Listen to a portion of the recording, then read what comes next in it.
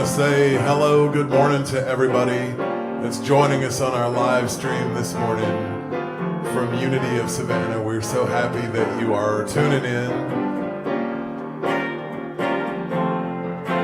to join us in our celebration service this morning. Thank you. I'm in the right place at the right time, just where I'm supposed to be. I'm in the right place at the right time, just where I'm supposed to be.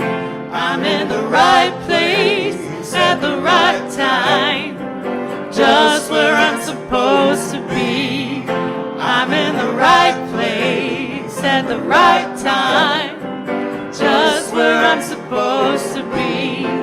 Oh, my soul is welcome here. Oh, my soul is welcome here. I am getting the message loud and clear. My soul is welcome here.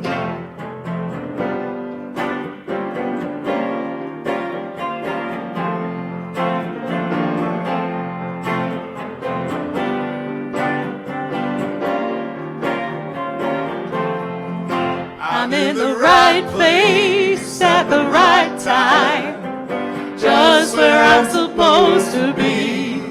I'm in the right place at the right time, just where I'm supposed to be. I'm in the right place at the right time, just where I'm supposed to be. I'm in the right place at the right time, just where I'm supposed to be.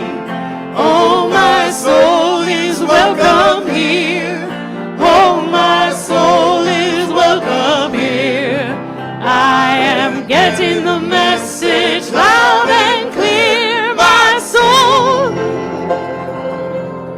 is welcome. Hey.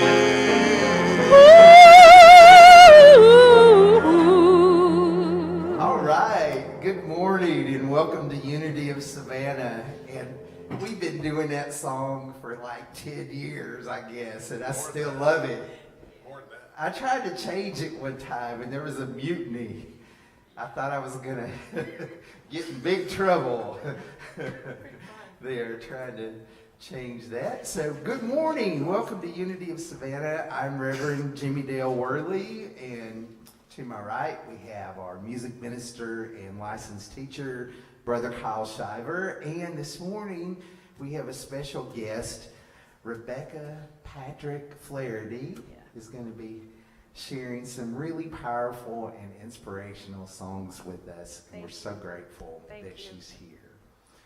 As we've been doing the last few weeks, we're really focusing on the music. Music can speak in ways that words just can't convey some messages, and so we're relying heavily lately on music to help us heal, to help us transform, to keep us honoring our feelings, and yet at the same time being centered and grounded in our Christ presence. And remember, when I say Christ, I'm not talking about Jesus in particular. I'm talking about the divine spark that is within every person. And because each and every person is an expression of the divine love, the divine energy, divine consciousness, then every person is deserving of dignity and respect. And so along those lines, I want to share with you, this is the month of June, in case you weren't up to date on that. This month marks a couple of really important and powerful moments in our history as a country, and I thought it was really interesting to share this with you with everything that's happening in the world right now. Friday, June 19th, is what is known as Juneteenth. Juneteenth is this Friday, also known as Freedom Day, Jubilee Day, and Liberation Day. It's an American holiday celebrated annually on June 19th that commemorates the 19th of June in 1865 when Union General Gordon Granger read federal orders in Galveston, Texas, that all previously enslaved people in Texas were free. Now, although the Emancipation Proclamation had been issued about 2.5 years earlier, they didn't have the internet back then, and Texas was the most remote of all the southern slaveholding states.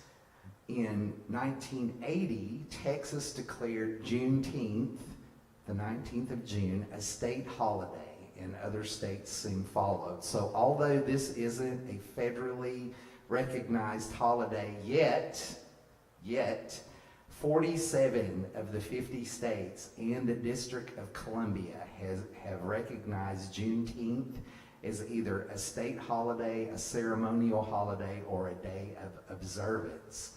Juneteenth is considered the longest running African American holiday and has been called America's Second Independence Day. And usually it's celebrated on the third Sunday in June, which is next Sunday, which is also Father's Day.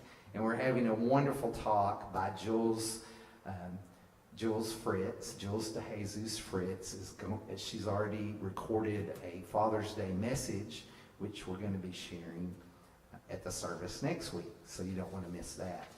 And also, Kyle is speaking on the last Sunday of the month, so that'll be cool.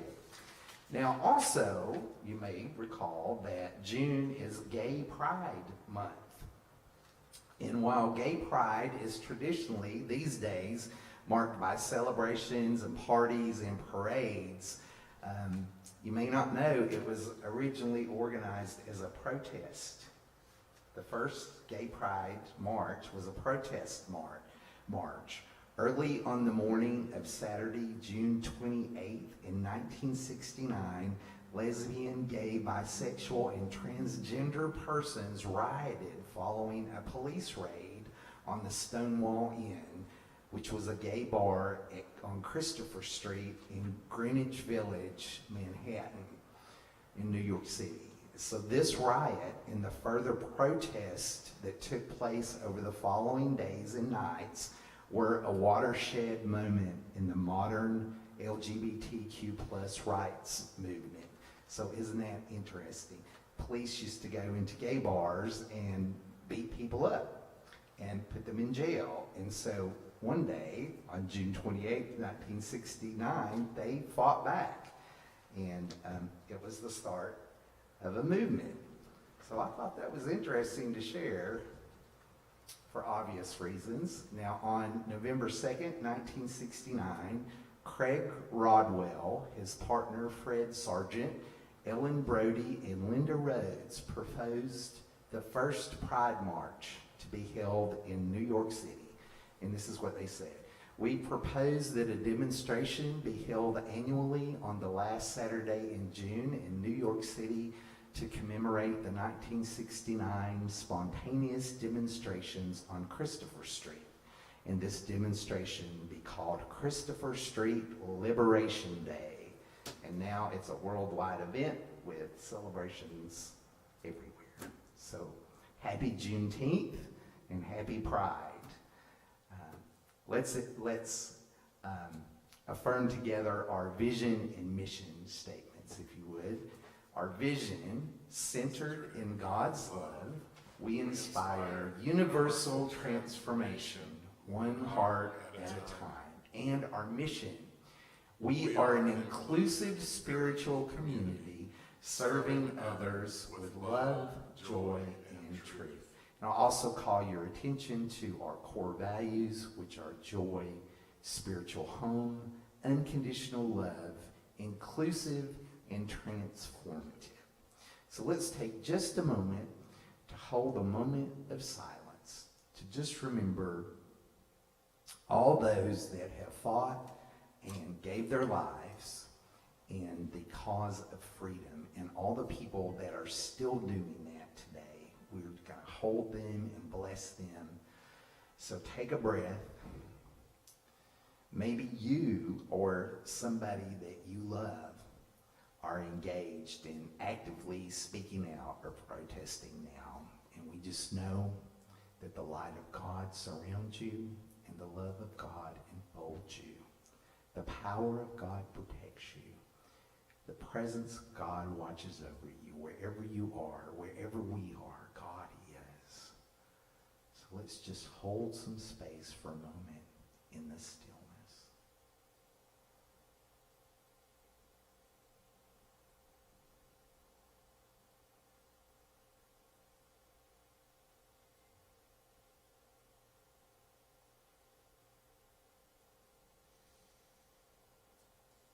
And so we light today's Christ candle to represent the idea of standing firm.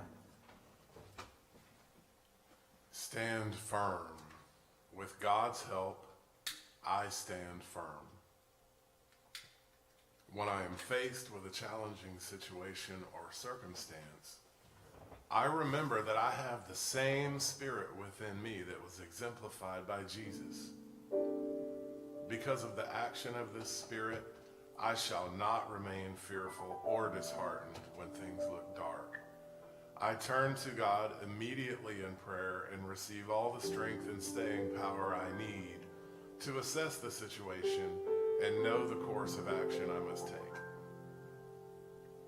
I stand firm in faith, confident that even in what seems to be an adverse circumstance, there is good to be gained. I hold to my belief that all things are working together for good in my life because I love God. I know that God is with me now, expressing in me, through me, and as me. I stand firm in knowing that God is in the midst of every circumstance, and something higher and better is emerging. May we stand firm and resolute in walking the course of human rights and social justice for all. From the book of Psalms, be strong and let your heart take courage. And if you would like to affirm the affirmation, with God's help, I stand firm with me. Let's do that. With God's help, I stand firm.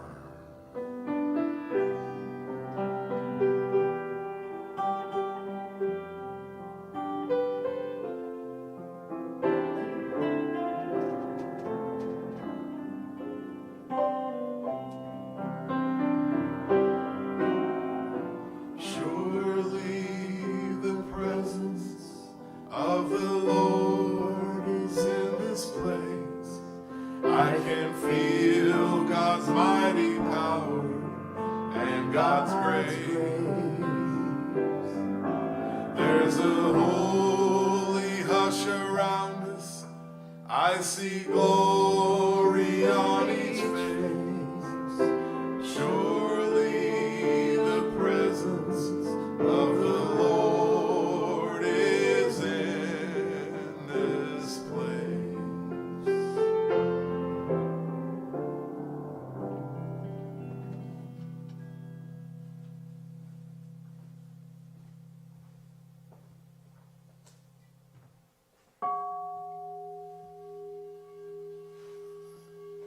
So now we will move into our time of meditation, and I invite you to join us wherever you may be.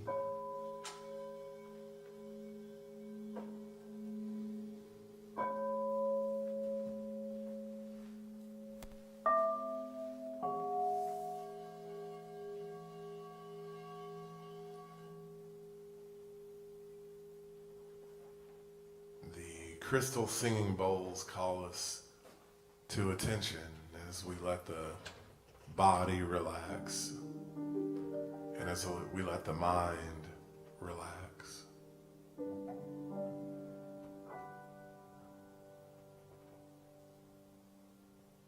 That part of us that we are, that Christ consciousness or mindfulness, that part of us that is aware of the thoughts but is not the thoughts.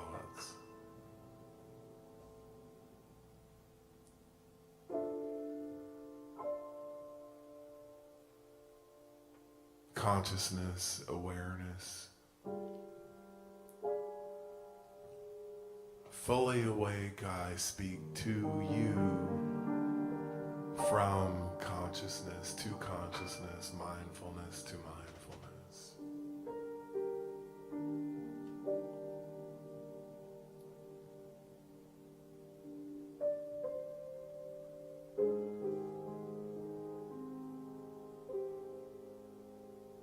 And in your mind, I invite you to see this consciousness that you are as a light. Maybe imagine there's a glowing ball of light right in the center of your body.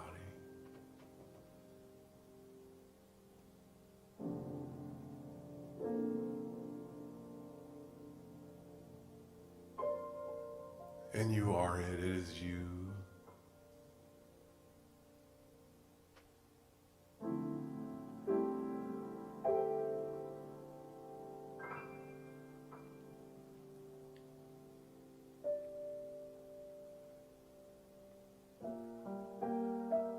It is love, it's peace,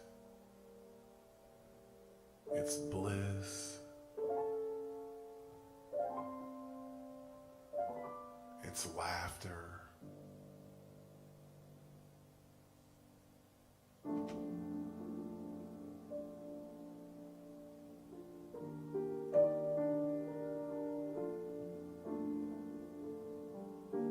imagine that it fills your body now. Just imagine in your mind that your body is just full of this light, this glowing light.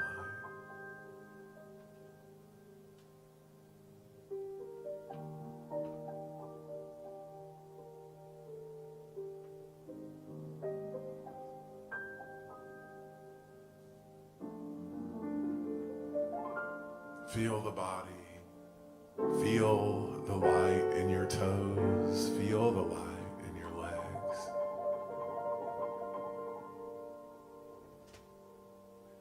In your stomach, in your shoulders. In your neck.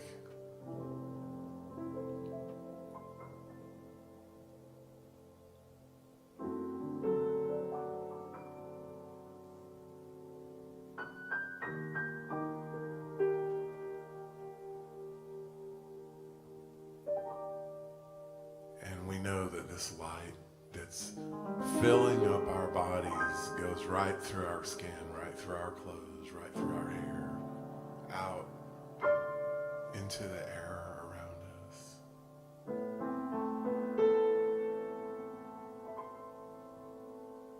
And so we lose sight of the body now. There is only light.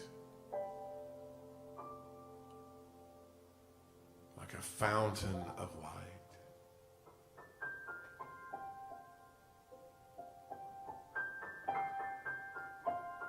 Imagine where you're sitting right now. The room fills with light. This light just goes, it exudes forth.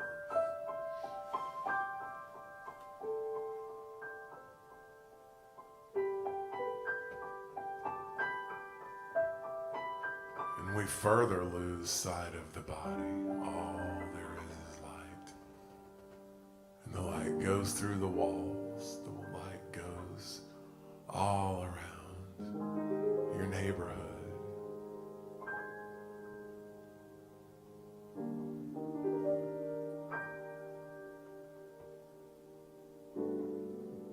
And really what we're imagining is the truth. You see, every individual is light, whether they know it or not. And I said to somebody earlier this week, I don't care what you think. Everything is okay. I know it doesn't seem like it. So, and we let go.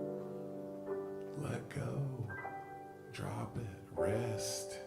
Wake up consciously, alert, awake, and see.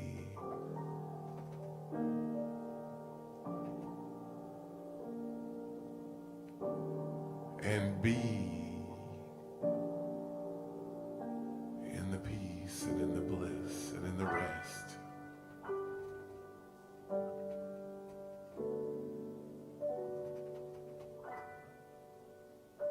the still.